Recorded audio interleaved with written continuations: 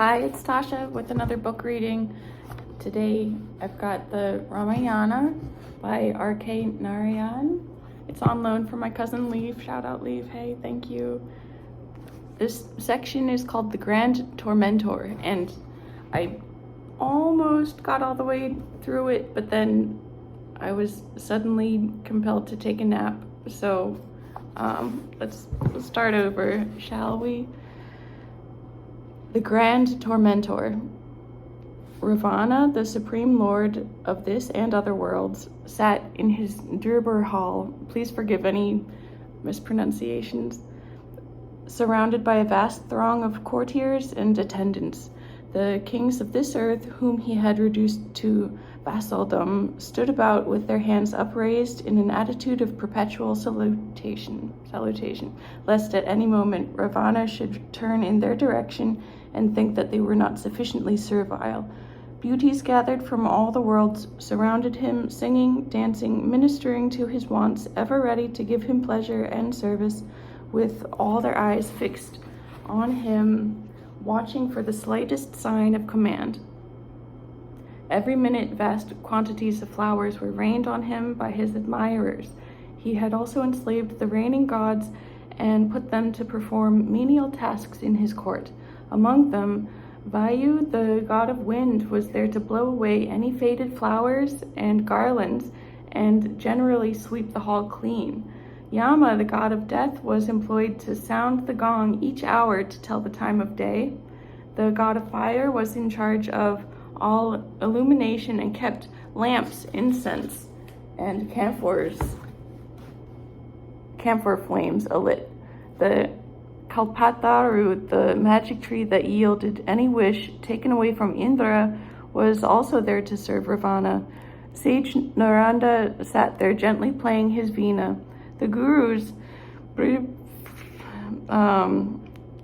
Brihaspati, who guided the gods, and Sukracharya, who guided the asuras, then possessing the finest intellects, were also there ready to advise Ravana when asked and to generally act as soothsayers. Into this setting crashed Sorpanaka, screaming so loudly that all the men, women, and children of the city came rushing out of their homes and crowded the northern portal of the palace, where Sorpanaka had made her entry. She dashed up and fell before Ravana's throne, crying, "See what has happened to me?" When Ravana observed her state, he thundered, "What is the meaning of this? Who has done it?"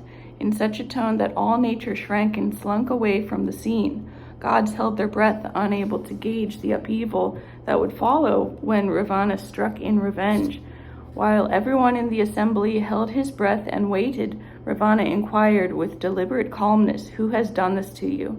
Sorpanaka explained in detail and concluded, referring to Rama, "Even if I had 1,000 tongues, I could never fully explain his beauty and the grandeur of his personality," referring to Rama. Even if one had 1,000 eyes, one could not take in the splendor of this being. His strength is unmatched. Single-handed, he wiped out all our army. She realized that she had made a blunder, revealing too much of her inner feelings for Rama, and corrected herself by adding, "For all his looks, what a cruel heart he has. His mission in life is to wipe out our whole family, clan, class from the face of this earth." "Ah," cried Ravana, challenged, "we will see about that. But tell me why he did this to you. How did you provoke him?" "He has a woman who should be yours. If you win her, I fear all your present favorites will be thrown out. I also fear that you will surrender to her all your powers, valor, possessions, and conquests, and make yourself her abject devotee. Her name is Sita. I was so overcome by her beauty that I waited and watched for a chance and attempted to snatch her and bring her to you as a present. Ravana's interest shifted from revenge to love, and he said, "Why didn't you? When I seized her, the man's brother, how strong he was, fell on me and slashed my face." "Tell me all about her," Ravana commanded, ignoring all of other issues. Sorpanaka described Sita from head to toe in minute detail. The picture she conjured up was convincing, and Ravana fell madly in love with her image. He became restless and unhappy. Every syllable that Sorpanaka uttered gave him both pleasure and pain. Sorpanaka urged him to set forth and capture Sita. "Finally," she said, "when you have succeeded in getting that woman, keep her for yourself, but be sure to surrender the man Rama to my hands. I'll deal with him." She had no doubt that her strategy to separate Sita from Rama was going to succeed, and then Rama would naturally turn to her for love. Ravana felt uneasy. He rose abruptly and left the hall, unwilling to let the assembly notice his state of mind. They rained flowers on him and uttered blessings and recited his glory as usual when he strode down the passage. His 10 heads were held erect and his eyes looked straight ahead, not noticing the people standing about in respectful array. His mind was seething with ideas for the conquest of Sita. Sorpanaka's words had lit an all-consuming flame within him. He ignored his wives who were awaiting his favors and passed on to his own private chamber, where he shut the door and flung himself on his luxurious bed. He lay there tossing, unable to rid his mind of the figure conjured up by Sorpanaka's words. It was total obsession. He felt tormented and raged against his surroundings, which appeared to aggravate his suffering. Presently, he realized that his bed and the chamber were uninhabitable.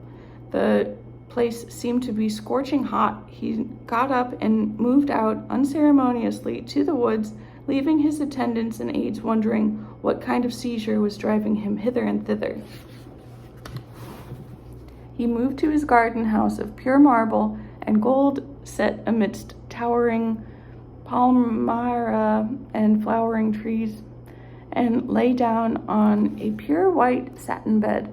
When they saw him arrive, cuckoos and parrots in the trees silenced themselves. The late winter, with its light mist and cool wind, proved uncomfortable to Ravana, who shouted at it the question, what wretched season are you?" Whereupon the weather changed to early summer, a rather unwilling summer ushered in prematurely.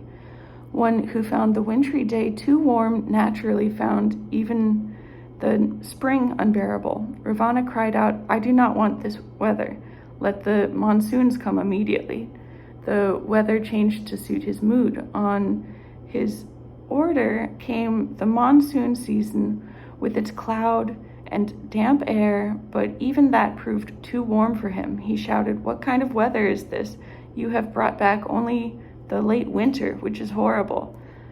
His aides answered meekly, "Would we dare to disobey you? What we called down was really early rains, as your lordship commanded." Whereupon Ravana said, "Banish all seasons, let them all get out of this world." As a consequence, there was a complete standstill in time. Minute, hour, day, month, and year lost their boundaries, and mankind was lost in a seasonless confusion. In spite of all this, there was no peace for Ravana. He was still scorched by a hopeless love for Sita. When all measures for cooling himself had failed, such as covering his body with sandalwood paste and layers of tender leaves of a rare plant treated with essence of saffron, Ravana, who felt himself shriveling in stature, said to those around him, "The moon is supposed to have cool moisture. Bring the moon down."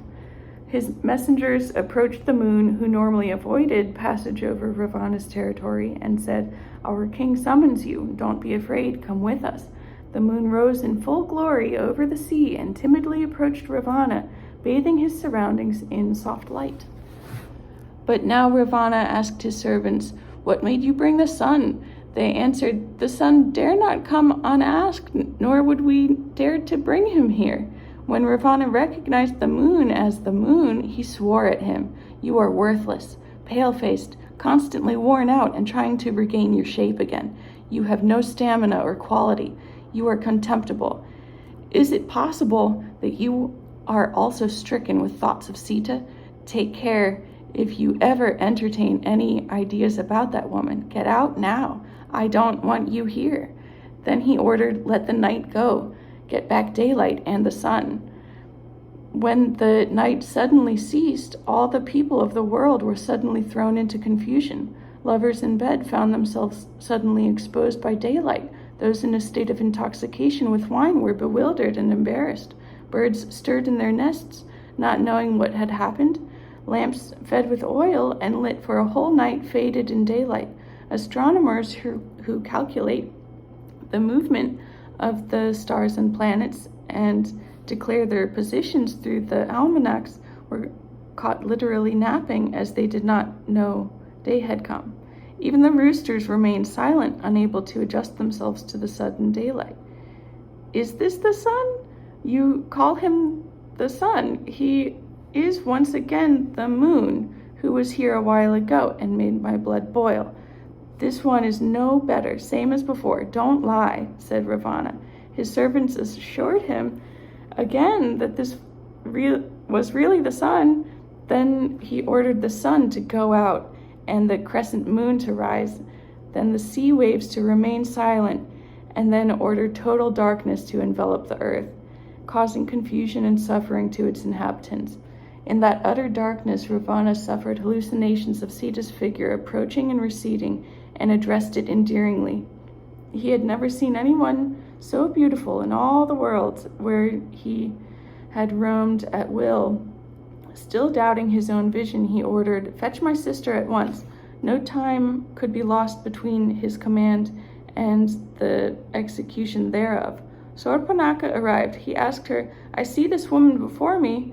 Is this the one you meant?" Sorpanaka looked hard and said, "Oh no, the person who stands before us is not a woman at all. It's Rama, that man. I don't see Sita here. You are only imagining. If it's mere imagination on my part, how is it you see Rama here?" Sorpanaka merely said, "Ever since the day he did this damage to me, I find it impossible to forget him," trying not to be too explicit about her feelings for Rama, equivocating her meaning. Ravana said, "Be that as it may, I am melting and dying for Sita. How shall I be saved now?" Sorpanaka said, "You are the overlord of 7 worlds, mightier than the mightiest. Why do you feel sad and unhappy? Go and get her, that is all. Take her, she is yours. Is there anything beyond your reach? Stir yourself. Leave this desolate mood. Go forth, snatch her, because she is yours, created for you and waiting for you." Thus she infused a new spirit in Ravana, and it made her secretly happy that her plan to get Sita out of the way was working out satisfactorily. She left. Ravana felt reassured now and braced himself to take practical steps to achieve his aim. He sent out his servants to summon his advisors and minister immediately. With the least delay, they began to arrive at Ravana's retreat by horseback, elephant, and chariots. And the gods in heaven watched the traffic apprehensively, speculating as to what this sudden activity might bode for the universe.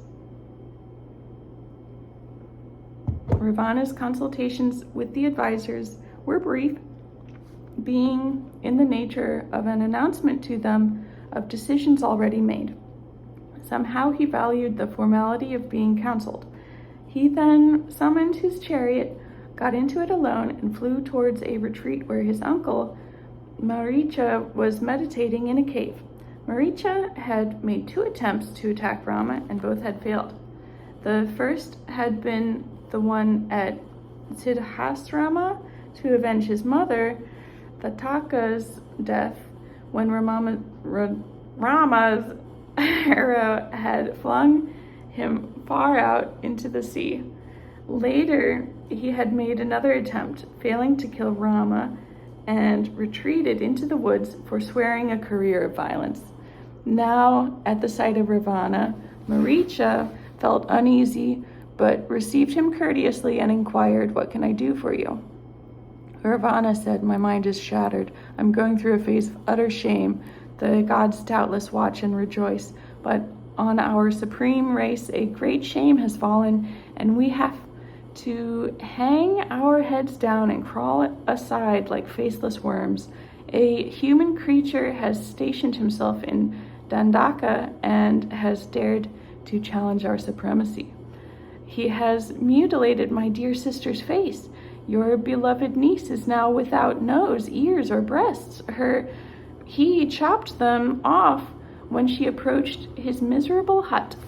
Maricha already had an inkling as to who the human creature was, and when he heard the sound Rama, he immediately said, "Keep away from him." Ravana felt irritated and declared, "I won't. Are you suggesting that we should tremble before him?" "Let us not go near him." Ravana said, "Very well, I will not go near him, but only snatch away his woman and keep her with me. For after all, I do not wish to engage myself in a fight with a mere human being. But he must be taught a lesson for his presumptuousness and reckless arrogance. One sure way of hurting a human being is to deprive him of his female companion." Maricha, who was now putting forth his best effort to live a new life and practice all the moral and spiritual values, cried, "It's immoral, coveting another's wife. She had no business to become his wife," said Ravana. "She should have met me first." His first phase of forlorn depression now giving place to levity. Maricha's present outlook did not permit him to accept Ravana's proposals passively. He cried, "You have the grace of Shiva on you. You are endowed with eminence and power. Do not cheapen yourself with such adventures. You should not become a subject of gossip in this or other worlds. So you want me to watch indifferently when my sister is hurt and humiliated? I don't need your advice. I only want your help." "In what matter?" asked Maricha, feeling that he was nearing the end of his spiritual attempts and perhaps the end of his life too. "I have a plan to take that woman away, and you have a part in it." Maricha said, "A sort of drumbeat goes on within my mind, sounding and resounding the message that you are seeking your own destruction and the liquidation of our race. How dare you belittle my own power and exalt that creature who has not spared my sister?" Ravana asked angrily. "And if I show patience now, it's because I still treat you as my uncle." And Maricha retorted, "It's on the same basis of relationship that I wish you to save yourself from annihilation. You forget that I once shook Shiva's abode, the Kailas mountain itself. My strength is unlimited. But Rama is the one who broke into Shiva's bow, which was as big as the Meru mountain." "You are still praising him," Ravana said grimly. "It's because I watched him destroy my mother and brother, Subha, who I saw Viswamitra impart to him all the powers in his command, and thus Rama now possesses astras immeasurable in power and numbers, and he can face any encounter with assurance. Enough of your rhapsody. I will split you with my sword if you persist, and then achieve my end without your help. That's all." Maricha suppressed his judgment and said, "I only thought of your welfare, which is my chief concern. I want you to live long and be happy." This pleased Ravana, who put his arm on Maricha's shoulder and said, "You are good and strong, and your shoulders are broad and high like hillocks. Now go and fetch that Sita. Hurry up. And as to your prophecy, if I have to die for it, let it be Rama's arrow that pierces my heart rather than the insidious, minute ones from the bow of the god of love. Tell me what I should do. What is left for me to do? The time when I decided to avenge the death of my mother and brother two companions, and I approached Rama in the shape of a spotted deer. Rama killed the other two with a single arrow, and I barely escaped with my life. Then I adopted a new philosophy. Now again, what is there left for me to do? Reflected Maricha woefully, concluding that he would rather be killed by Rama than by his own nephew, who had just threatened him. Ravana merely said, "You will have to grab her by some trickery. It would be nobler and more befitting for one of your statues," Maricha replied, "to fight Rama on this issue and take Sita as a prize of your conquest. Do you want me to employ an army to tackle that mortal? I can put an end to his nuisance once for all, but I do not wish to take that step. As the woman may immolate herself if she finds her man dead, and our whole plan would be ruined." Maricha realized that his strategy to end Ravana's career would not work. There was no escape for him. Resigning himself to his fate, he said, "Tell me what to do." Seizing the idea from Maricha's own narration, Ravana firmly suggested, without leaving him any choice, "Assume the form of a golden deer and draw her out. I'll do the rest. It's the only way to get her without hurting anyone." Maricha agreed. "Yes, I'll go this moment and carry out your wishes." But he was fully aware of the consequences that would befall him immediately and Ravana later. Maricha went forth gloomily, reflecting, "Twice I have escaped Rama's arrow. Now, this third time, I shall be doomed. I am like a fish in a poisoned pond. Sooner or later, I am bound to die, whether I stay in it or get out of it." Maricha went to Dandaka forest in the vicinity of Panchvati. He assumed the form of a golden deer and strutted before Rama's cottage. Attracted by its brilliance, other deer came up and surrounded the golden deer. Sita, strolling in her garden, noticed it, hurried back to the cottage, and requested of Rama, "There is an animal at our gate with a body of shining gold, and its legs are set with precious stones. It's a dazzling creature. Please catch it for me." The fates were at work, and this was to be a crucial moment in their lives. Normally, Rama would have questioned Sita's fancy, but today he blindly accepted her demand and said cheerfully, "Yes, of course you shall have it. Where is it?" And he rose to go out. At this point, Lakshmana interceded. "I would not go near it. It may just be an illusion presented before us. It's not safe. Who has ever heard of an animal made of gold and gems? It's a trick, if ever there was one." Rama replied, "Brahma's creations are vast and varied. No one can say that he knows all the creatures of this earth. How can you assert that there can be no such creature of splendor?" Sita interposed impatiently. "While you are debating, the animal will be gone. Please come out and see it for yourself." Rama came out of the cottage, saw it, and said, "It's a wonderful creature. Stay here, I will get it for you." Sita said, "I'll keep it with me as my pet and take it back to Ayodhya when our exile ends." Lakshmana once again tried to prevent this pursuit, but Rama brushed aside his argument. "It's harmless to pursue it. If it is some infernal creature in this form, it will reveal itself when it is shot at. Excuse me. If it is not, we will take it intact, and Sita will have a plaything. Either way, we cannot ignore it. We can't go after it when we do not know who has set it before us. If it's harmless, it would be wrong to hunt it. In any case, it is best to keep away from it." When he found Rama obstinate, Lakshmana said, "Please stay here. I will go after it and try to find out the truth of it." Sita became insistent and said sullenly, "You will never get it, I know," and turned round and went back into the hermitage annoyed and irritated. Rama felt sad that there should be such an argument over an innocent wish of his wife, who had ungrudgingly thrown her lot with his. He said to Lakshmana, "Let me go and catch it myself. Meanwhile, guard her." With his bow held ready, he approached the golden deer. His mind did not admit Lakshmana's words of caution. It went on echoing Sita's plaintive appeal, and he resolved to himself, "She shall have it, and then she will surely smile again." The chase began. The deer waited for his approach and darted off again and again. In the mood of the chase, Rama had not noticed how far he had been drawn out or how long it had lasted.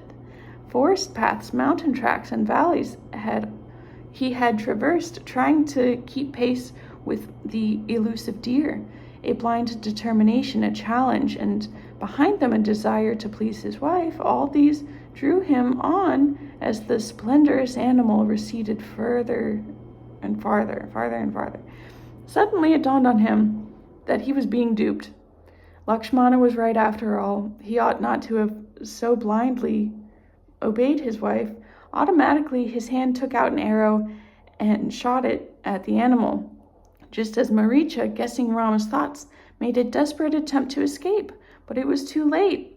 Rama's arrow, as ever, reached its target. Maricha screamed, "O Lakshmana, O Sita, help me," assuming the voice of Rama.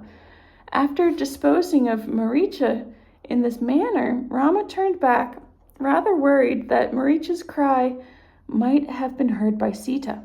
Lakshmana will help her to guess what has happened, he thought, for he admired Lakshmana's sagacity and understanding, but realizing that he had been drawn quite far away from Panchvati, he hurried back towards his cottage. Sita, hearing the cry of Maricha, said to Lakshmana, "Something has happened to my lord. Go and help him. No harm can befall Rama, be assured of it. One who has vanquished all the demons in the world will not be harmed by a mere animal, if indeed, as you think, it is an animal. It was an asura, now finished off, and the cry was false and assumed, aimed precisely at you. This is no time for explanations and speculation, she said, as she was talking, the cry was heard a second time. "O Lakshmana, O Sita," and Sita was seized with panic and lost control of herself completely. She cried, "Do not stand there and talk. Go and save Rama. He is the savior and needs no help from others. My respected sister-in-law, wait, be patient for a while, and you will see him before you, and then you will laugh at your own fears." The dialogue's kind of confusing. It goes back and forth. Anyway, Sita had no ear for any explanation and went on repeating, Go and save him. How can you stay here talking? I'm surprised at your calmness." As Lakshmana kept on asking her to remain calm, she became more and more worked up and began to talk wildly. "You who have never left his side since your birth, who followed him into the forest at a moment like this, instead of rushing to his side, you stand there chattering away at me. This looks very, very strange to me." Once again, Lakshmana tried to set her mind at rest. "You have apparently not understood the nature of Rama. There is no power which can reduce him to cry for help. If Rama was really threatened, the whole universe and all creation would have trembled and collapsed by now, for he is no ordinary mortal." Sita's eyes flashed anger and sorrow. "It's improper for you to stay here with me and talk coldly this way. Strange. Anyone who has been close to my lord for even a brief moment ought to be prepared to lay down his life for him. Yet you, who were born and bred with him and attached yourself to him through everything, you stand here unmoved and unaffected by his cry for help. If you don't want to save him, there is nothing more I can do, nor anyone I could turn to for support. The only thing left will be for me to build a fire and throw myself into it. Sita's insinuations and lack of trust in him pained Lakshmana deeply. He pondered over her words and said, "No need for you to harm yourself, only I shudder at the import of your words. I'll obey you now, do not be anxious. This very second I'll leave. I only hesitated because your order goes against the command of my brother. I'll go, and may the gods protect you from harm." "If I don't go, she will kill herself," he reasoned. "If I go, she will be in danger. I'd rather be dead than facing such a dilemma. I'll go, and what is destined will happen. Dharma alone should protect her." He said to Sita, "Our elder, Jatayu, is there to watch us, and he will guard you." The moment Lakshmana left, Ravana, who had been watching, emerged from his hiding place. He stood at the gate of Panchvati cottage and called, "Who is there? Anyone inside? Welcome a sannyasi?" He was in the garb of a hermit, lean and scraggy, carrying a staff and a wooden begging bowl in his hand. His voice shook as if with old age. His legs trembled, and he called again, "Is there anyone living in this hut?" Sita opened the door and saw the old man and said, "You are welcome, sir. What do you want?" Ravana was overwhelmed by the vision before him. Sita invited him in and gave him a seat while his mind buzzed with 1,000 thoughts. "She should be mine. I'll make her the queen of my empire and spend the rest of my days in obeying her command and pleasing her in a million ways. I'll do nothing else in life except enjoy her company." Ah, how perceptive and helpful my sister has been. Not a word of exaggeration in her description. Absolutely perfection. How good of my darling sister to have thought of me when she saw this angel. I shall reward my sister by making her the queen of my empire. She shall rule in my place while I live in the paradise of this woman's company. He had already forgotten that he had intended to make Sita the queen of his empire. While his mind was busy with these pleasant plans, Sita was inquiring, "How do you come to be found on this lonely forest path at your age? Where do you come from?" He woke up from his daydreaming to answer, "Well, there is one," and proceeded to give a detailed account of himself in the third person as the mightiest in creation, favorite of the gods, favorite of the great Lord Shiva himself, powerful enough to order the sun and the moon to move in or out of their orbits as he pleased. All the gods wait upon him to do his slightest bidding, and the divine damsels, Urvasi, Tilottama, and the others are ever ready to massage his feet and strap his sandals on. He is greater than Indra. His capital is unmatched, a magnificent city. He commands all the power, wealth, and glories of this world. Thousands of women wait anxiously for his favor, but he is waiting and looking for the most perfect beauty in creation. He is learned, just, handsome, in vigor and youthfulness unmatched. I have stayed in the glory of his presence for a long time, and am now returning home this way. Why should a saintly one like you have chosen to live in that Rakshasa country, leaving cities where good men are to be found, and the forest where sages live? They are good people, not harmful or cruel, like the so-called gods. The Rakshasa clan have been misrepresented and misunderstood. They are kind and enlightened, and particularly good to sadhus like me. Those who live amidst asuras could easily become asuras too, Sita remarked naively. Ravana said, "Asuras can be good to those who are good to them. Since they are the most powerful in all the world, what could be wiser than to live in harmony with them?" "But their days are numbered," said Sita. "My Lord's mission in life is to rid this world of them and establish peace on earth. No human being can ever dare try it. It's a little It's like a little rabbit hoping to destroy an elephant herd. But have you not heard how my lord has vanquished Kara, Dushana, Virata, and the rest single-handed? Kara, Virata, and the rest were weaklings, possessing neither bows nor armor, nor a great task conquering them. Wait until you see, as you soon will, what happens to him when he has to meet the mighty Ravana, who has 20 shoulders. What if he has 20 shoulders? Did not just a 2-shouldered man like Parasurama once imprison Ravana till he cried for mercy? This statement enraged Ravana. His eyes became bloodshot with anger, and he ground his teeth. Gradually, he was losing his saintly disguise. Noticing the transformation, Sita began to feel puzzled, and presently he loomed over her fearsomely in his natural form. Sita had no courage to utter any word. Ravana said, "For your stupid statement, I would have crushed and eaten you, except for the fact you are a woman, and I want you and will die if I don't have you. O swan-like one, my 10 heads have never bowed to any god in any world, but I will take off my crowns and touch your feet with my brow.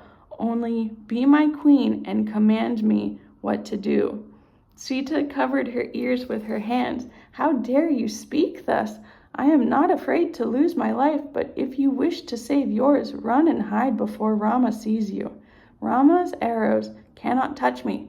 You could as well expect a mountain to split at the touch of a straw." Ravana said, "Be kind to me. I am dying for your love. I will give you a position greater than anything a goddess can have. Have consideration, have mercy. I prostrate myself before you." When Ravana fell to the floor, Sita recoiled and started weeping aloud. "Oh, my lord, oh, brother Lakshmana, come and help me." At this, Ravana, remembering an ancient curse that if he touched any woman without her consent, he would die that instant, dug the ground under Sita's feet, lifted it off with her, placed it in his chariot, and sped away. Sita fainted, revived, desperately tried to jump off the chariot, cried, lamented, called upon the trees, birds, and animals, and the fairies of the woods to bear witness and report her plight to Rama, and finally cursed Ravana as a coward and a trickster who had adopted treacherous means only because he was afraid of Rama. Otherwise, would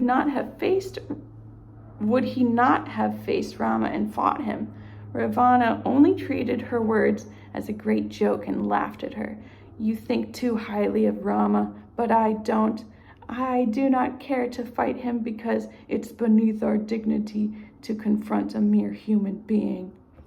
"Ah, yes, your class are ashamed to contend with humans, but you may covet and treacherously attack a helpless woman. This is a noble achievement, I suppose. Stony-hearted Rakshasas like you do not know what is wrong and what is right. If you have the courage to face my husband, stop your chariot immediately. Don't drive it farther." All this only amused Ravana, who laughed and bantered and uttered reckless pleasantries. At this moment, he felt an obstruction in the course of his flight.